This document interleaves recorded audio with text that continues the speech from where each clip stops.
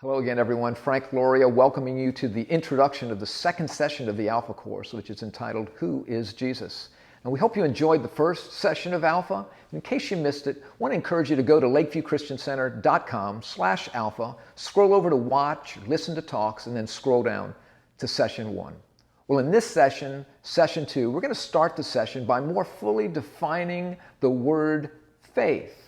Have you considered that faith is not solely a religious word, but something that we exercise every day? And with the coronavirus all around us, we've been more aware of our surroundings, possibly more so than ever. As a matter of fact, we've taken the government and healthcare professionals' word that we shouldn't even leave our homes unless it's essential. We've either stayed at home or not based on our personal faith position as to whether or not we believe we're going to contract the disease.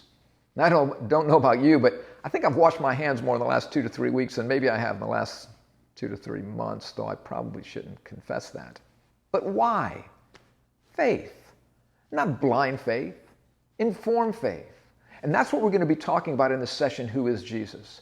Is there evidence concerning the Bible, the New Testament, historical evidence that can inform a proper, relevant, rational faith position?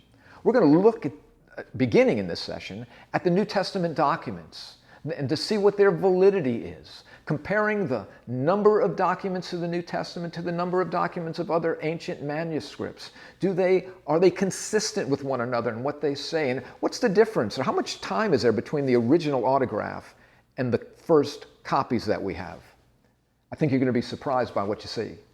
Then we're going to spend some time looking at statements Jesus made directly about himself. You know, it's fascinating when we look to see other religions and we compare religions and religious leaders and their teachings to that of Jesus. You know, whether it's Krishna or Muhammad or Confucius or Buddha, their statements are not necessarily needing them for their statements to stand or fall. You can remove them from their teachings and their teachings stand. But that's not true of Jesus. Jesus taught much more than fundamentals of proper behavior, as did other religious leaders. He taught that he was the center of his teaching. So to remove Jesus from his teaching is to have no teaching, is to have no Christianity. We're going to learn more about that in this session. Finally, we're going to take a moment to look at the linchpin of Christianity, the resurrection of Jesus Christ. Was Jesus raised from the dead on that first Easter morning or not? All of Christendom stands or falls based upon whether or not that tomb was empty, as the disciples of Jesus not only claimed, but so many willingly sacrificed their lives for. We hope you'll not only enjoy session 2, but that you'll critically examine, as you're watching it, critically examine your personal faith position about what you believe or don't believe about the Bible and Jesus Christ, and why.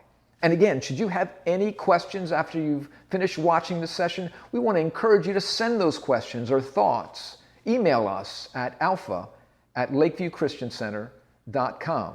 So to watch session 2, Who is Jesus? We want to encourage you, go to lakeviewchristiancenter.com, scroll to watch, listen to talks, and then scroll down to session 2. Now, I'll look forward to being with you again for session 3 of Alpha, soon to come your way. Welcome again to Alpha Online.